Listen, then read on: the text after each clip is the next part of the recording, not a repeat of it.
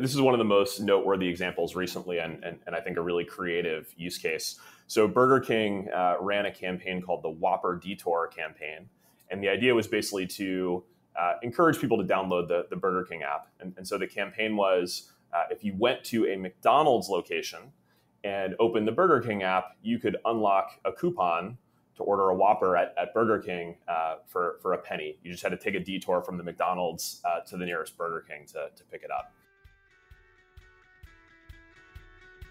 Welcome to another episode of the Mapscaping Podcast. My name is Daniel, and this is a podcast for the geospatial community. Today I'm talking to Nick Patrick, and Nick is the co-founder of a company called Radar, and Radar is helping people build relevant and personalized experiences based on geolocation. Really hope you enjoy the interview. Welcome, Nick. Thank you so much for taking the time to do this interview. There was a little bit of back and forth, but I'm really pleased that we managed to work out a time schedule that suited both of us. You're doing something really interesting with geolocation, geofences, and you've got a few good stories around some of the experiences you've had so far with your business. But before we dive into all that, can you give us a little bit of background about yourself? How did you get into the business of geolocation? Yeah, for sure. So I've been in the geolocation space for a while. A few years back, I was on the product team at Foursquare, which you may have heard of.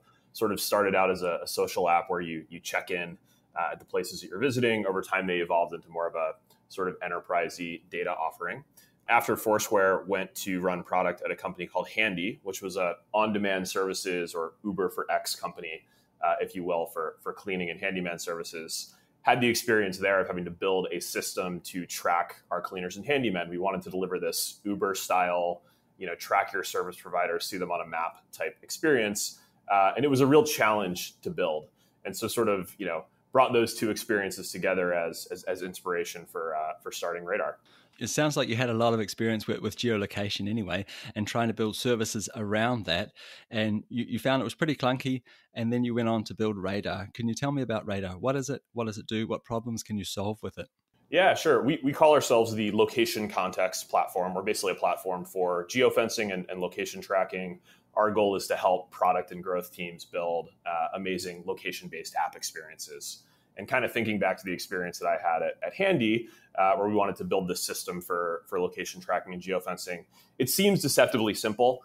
It feels like you can use the out-of-the-box geofencing tools on iOS and Android, and you're sort of off to the races. But I think having the experience of actually building that, it's a pretty challenging problem. And so we offer an SDK to make location tracking and geofencing very easy. We offer a dashboard to visualize all of this data and manage it.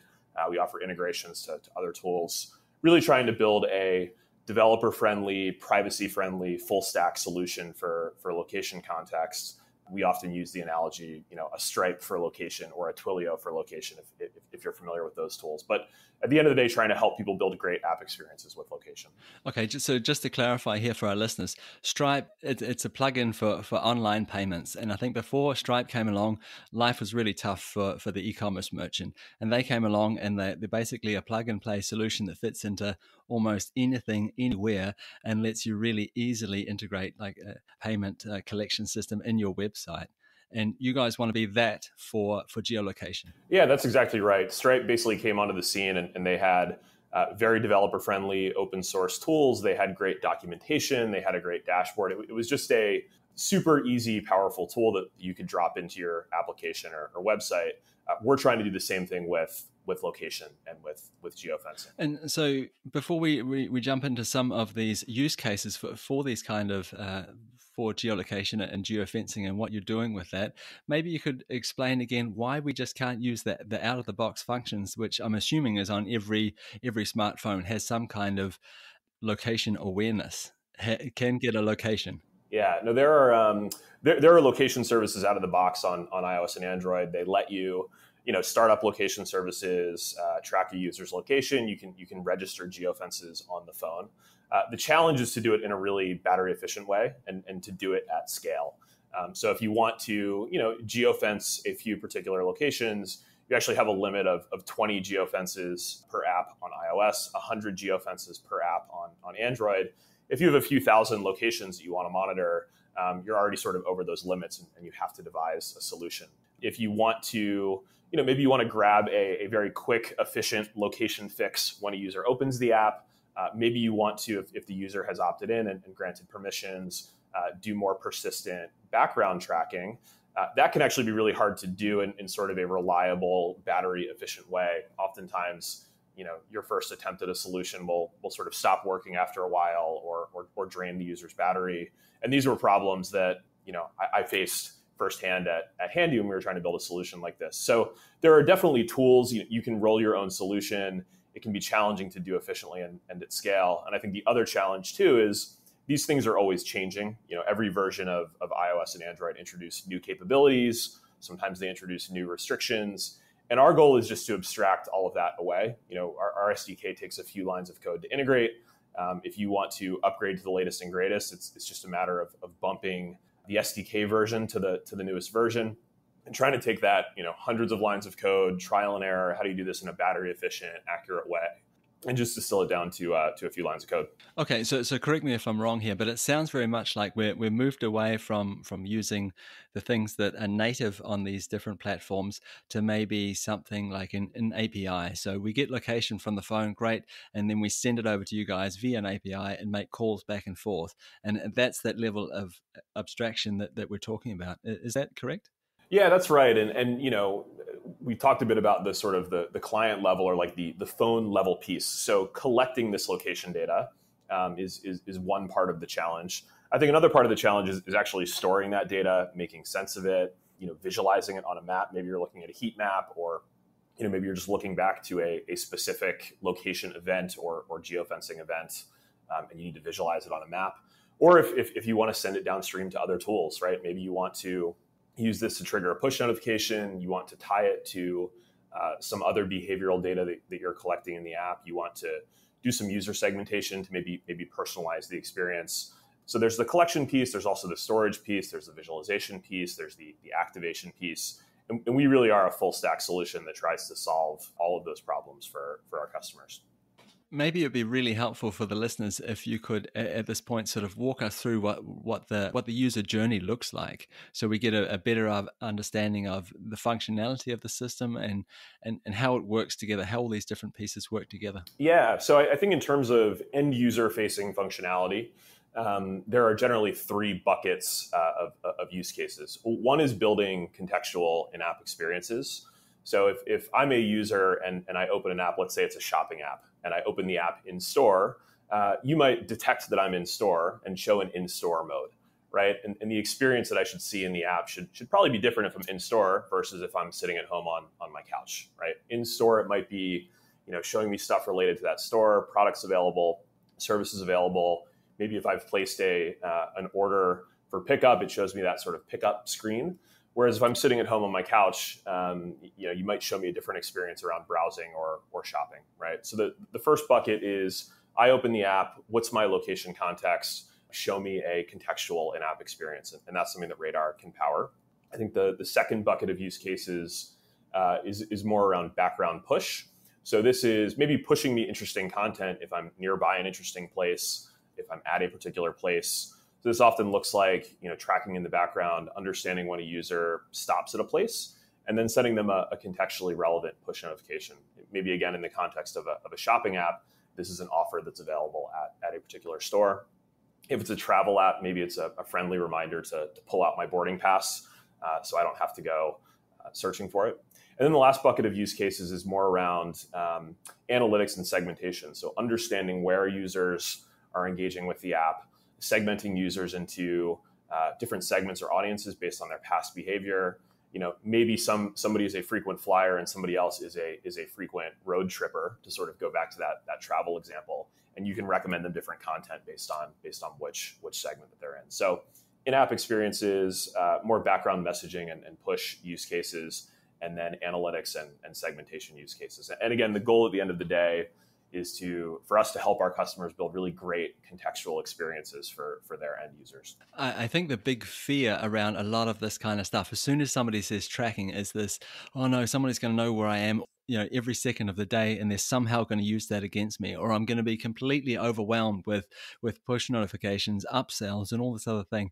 But I think it's really important to emphasize here, you're talking about personalized experiences, and you're talking about giving context to these experiences. Where am I? And that affects what we might need, what we might value at the time. And I think it would be really easy to jump onto almost like the naysayer bandwagon. Oh no, marketing is going to kill us here. I'm assuming this is not what you guys are focusing on. Yeah, no, I think that's a great point and something that we're very mindful of. Our goal at the end of the day is to help people build great app experiences using location context. You should be very transparent about the data that you're collecting. You should be getting very clear opt-in. And assuming the user is getting value out of it, and they understand that what data is being collected, then you're in a good spot. I think where people run into trouble is if data is being collected from them and they're not getting value from it, they don't understand what's being done with that data. If that data is being passed off to maybe other third parties to be monetized. And we very explicitly don't do these things and focus on helping people build great experiences with clear opt-in. There are a lot of other companies in the location space that are, at the end of the day, basically ad tech companies. They might call themselves location intelligence companies, but the focus is really on collecting a ton of location data, monetizing it. We're really focused on helping people build great app experiences. If you as an end user want to opt into that, awesome. If you don't, that's fine too. I'd like to sort of shift the conversation now and talk about some people that are doing this really well, or have done this really well, have used the software and all the possibilities that come with this kind of technology.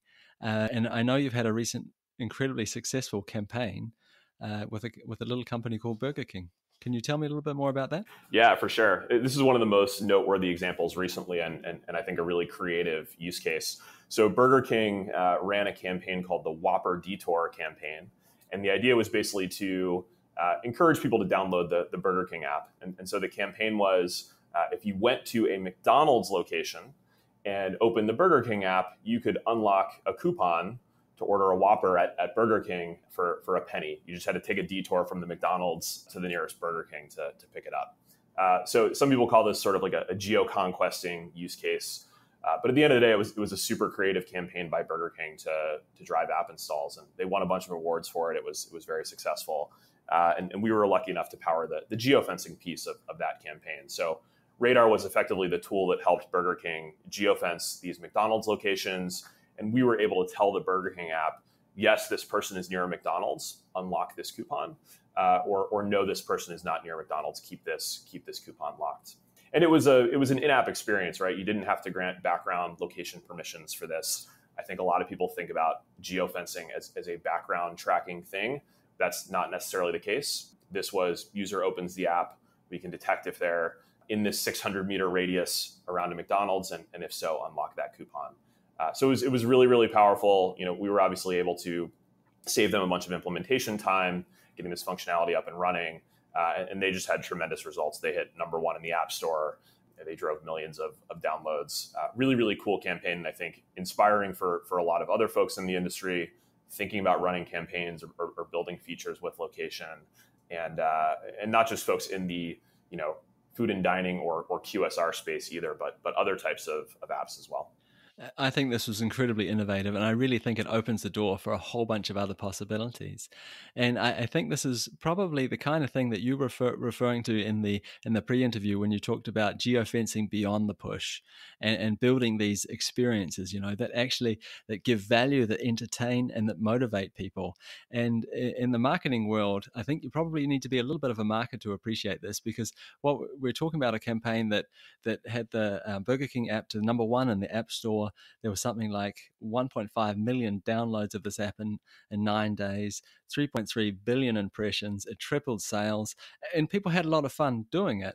I'm not saying that everyone should go out and eat Burger King or McDonald's, but I really admire the creative approach to this. And for me, it's very reminiscent of the enthusiasm we saw around Pokemon Go, which I'm assuming was using geofences and similar kind of technology to really get people out and motivate people. Yeah, no, that was another great example. And I think we're thinking about ways to, be the most developer friendly tool in this space, be the most accessible tool in this space, I hope the next Pokemon Go, I hope the next Uber is built with Radar, and we want to make ourselves, an easy to use, accessible tool that folks can pick up and start building functionality like that.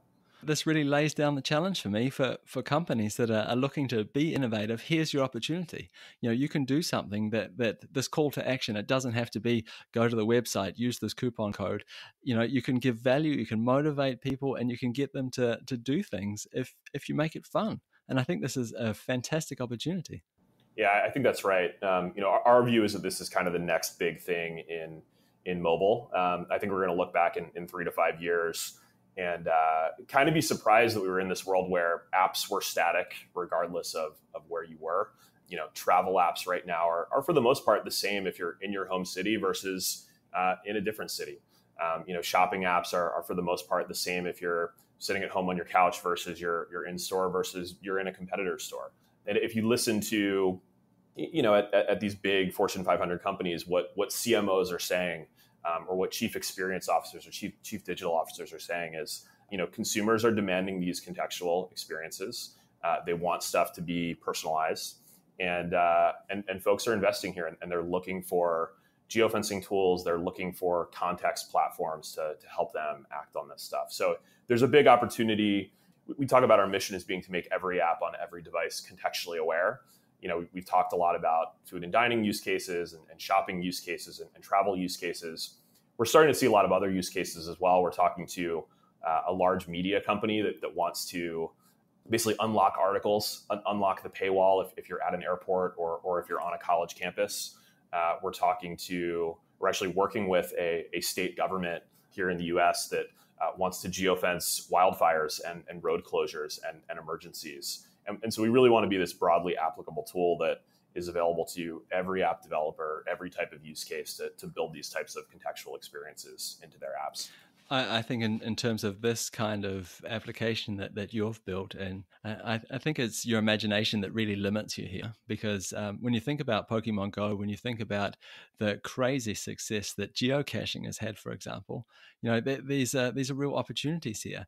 And if I think about the way search works today, like it is trying to figure out what did this person look at last time? What's their history look like? And some people might think that's spooky, but in the same way, it's quite nice to have that sort of personalization happening in the background. And even the massive mapping platforms today, the most personalized you get is it zooms to the point where you are now, and that's the end of the personalization. Yeah, I mean, of course, that's a big thing, but I'm thinking that there's other opportunities here to personalize based on location. I think that's right. And again, I think as long as there's value for the end user, as long as there's clear opt-in, I don't think folks mind this as long as they understand what's happening and they're getting value out of it. You really run into trouble where you're not getting clear opt-in, where other stuff is happening with the data that you're not aware of. And so as long as you're delivering value and getting clear opt-in and not passing this data along to third parties, you're in a really great spot, and there's a lot of potential here. I think one of our challenges is, how do we enable these types of great use cases and keep folks on the right track in terms of doing this in the right way? And there are a lot of bad actors in the space that don't necessarily think the same way or have the same business model or follow the same best practices. And part of our job is to sort of make sure that we don't get caught up in that. Yeah, I think that's going to be a tricky task. I think that people are going to look at geolocation, anyone who collects any kind of geolocation, and use the same stamp on all of them. I think if it goes bad, people will go, oh, they're tracking me, kind of thing. And that could be a really tricky task. I want to shift gear again, and because I think that the elephant in the room here is perhaps indoor navigation, because we've seen great examples of outdoor navigation, how things function outside, and we're all very familiar with using Google Maps and planning routes and that kind of thing. But this all kind of falls apart when we move inside. How are we going to solve for this either now, or how are you solving for this now, or how are we going to do it in the future? Yeah, it's a great question. I feel like everybody was talking about beacons, 3 to 5 years ago, and there's sort of this unfulfilled promise around indoor location. Some folks are doing it. There are some creative vendors. There are some creative use cases, but hasn't really achieved its full potential. Our view here at Radar is that smartphones are getting better and better over time. They're sort of converging towards near perfect accuracy, near perfect battery efficiency, even indoors. We watch, Google I/O their developer event every year. And it seems like every year they're showing more and more advances towards sub-meter accuracy indoors without using beacons, right? And so I think we're going to get to a place where you're able to deliver these types of great contextual indoor location experiences, potentially with accuracy down to a few meters, just using smartphones. And I think the hurdles around deploying hardware beacons are just going to be too much for folks to overcome. We're seeing folks move away from using hardware beacons and try to find 80% of the value with geofencing for 20% of the costs. And I think over time, we'll get to 100% of the value just with a smartphone only, software only solution where you don't have to deploy a fleet of beacons. I think too that we have seen in the past that big smartphone manufacturers, their flagship smartphones are coming out with dual frequency GNSS chips, and they're enabling access to that to the location data before you actually get a location lock. And this opens up all sorts of possibilities around precise geolocation and post-processing of that location data. So we're getting there. We're moving towards that sub-meter accuracy. So I think it's a really exciting time. And I think probably that software solution is the one that's going to win the day. It just seems so much easier to implement. It's certainly the way things are trending. And, we talk to customers and prospective customers that maybe they've deployed a fleet of beacons in the past and shut it down. Maybe they're thinking about migrating over to a software only solution. So I think if you look 3 to 5 years out, we're going to be in a place where you don't need beacons. And we're going to be in a place where a lot of the value is actually shifting towards how do I make sense of this data and act on this data as the collection piece converges towards near perfect accuracy and near perfect battery efficiency. I recently spoke with someone on the topic of indoor navigation, and they were of the opinion that we could do it today. We could use indoor navigation, like we can do indoor navigation today, but they were of the opinion that if iOS let us use Wi-Fi signals for tracking, which apparently they don't do at the moment, but I'm not an expert in this, then our indoor navigation problems would be solved because this is available in Android. So we could effectively do it today. Yeah, it's an interesting point. The Android Wi-Fi scanning APIs are a little bit more open and a little bit more flexible than the iOS APIs, which are kind of locked down. And Apple actually in iOS 13 just introduced a bunch of new restrictions around Bluetooth beacon scanning. So in the past, a lot of companies have basically not just scanned for ambient Wi-Fi endpoints, but also ambient Bluetooth beacons and used it to train this model of place prediction that works indoors. That stuff is getting locked down. That stuff is going away. That stuff is increasingly getting baked into the operating system, right? If you request a location fix indoors using core location on iOS, under the hood, it's going to use Wi-Fi scanning. You're just not able to collect that data raw yourself in the same way. So I think what we're going to see is the operating systems themselves are going to provide a lot of this functionality out of the box. They'll give you that location fix that is really accurate indoors. And we're already actually in a pretty impressive spot there if you compare back to 5 years ago. And again, the value and the challenge is going to shift to, okay, how do I store this data? How do I visualize it? How do I act on it? How do I deliver great product experiences off of it? And we kind of find ourselves focusing more and more in those areas as opposed to on the collection piece. Hey, I've just got a few more questions for you before we say goodbye, and they're all about the future. And this is a very broad question, and I realize that. But what does the future of this kind of application look like? Where are we going with this? Are we going to see less of this in the future? My gut reaction is no. We're going to see a lot more of this, and it's going to be used all over the place to personalize all sorts of experiences. But can you give me an idea of what it might look like in 5 or 10 years' time? Yeah, it's a great question. I think there are a few trends to look out for. One is I think you're going to start seeing these types of experiences in more apps, right? You see a lot of this in shopping apps. You see a lot of this in food and dining apps and in travel apps. We think about how this looks in gaming apps and in social apps and in productivity apps, in municipal apps. And so I think we're going to start seeing this in a lot more applications. And again, our goal is to facilitate that by building a tool that's as flexible as possible. That's I think one thing that you're going to see. I think the other thing that you're going to see long term is the bar is going to get higher and higher to request location permissions and access location data from end users. So you better be delivering value to the end user. You better be getting clear opt-in, and you better be transparent about what's being done with this data. And so I think you're going to see a lot of these bad actors or folks that are collecting data for the sake of collecting data or doing questionable things with it. That's going to go away as well. And so I think we're going to see those two trends really sort of shape how this space evolves in the next, call it 5 years. The other thing that we're thinking about too is, we kind of started as a geofencing tool. Over time, we added other types of context. So place detection, traveling detection. We can detect which country you're in or which market you're in. We think about other types of contexts that we can make aware through this SDK, and don't want to give away too many details right now, but I think you're going to see other types of real world context power these experiences as well, not just which geofence you're in. There's a lot more that you can do there. So those are the trends that we're looking at. In the pre-interview, you talked about not just detecting where I am as a user of this, but what's around me. Can you say anything about that? Can you put a few more words around that? Yeah, for sure. I think it's one thing to say you are at a place or you are in a geofence. It's another thing to say what's going on around me, right? Which places am I nearby? Maybe you're sort of picking a needle out of a haystack and you're surfacing things that are relevant to that particular user at that particular time. We even think about it, and no immediate near-term plans to do this, but it's interesting to think about what events are going on around me, right? And how does that impact the experience that I'm going to see in the app? So I think we're going to see a lot more, not just I am here, but what's nearby. And I think we're going to see more types of context, even outside of pure location context, just general real-world context of other things that are happening around me. Nick, I've really enjoyed this conversation. It's been fascinating to hear about what you're up to and what you've done. Like some of the use cases, I think are truly impressive. And I'm excited for the future after this conversation of geolocation. But before we say goodbye to you, where can the listeners go to learn more about you and your work? Yeah, feel free to visit us at www.radar.io.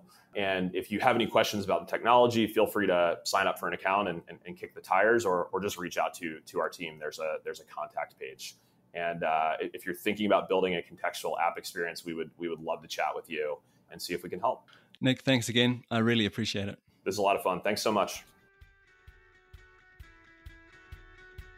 And that's the end of another episode of the Mapscaping podcast. My name is Daniel, and I just want to say thank you so much for all your kind rating and reviews on iTunes. It's much appreciated.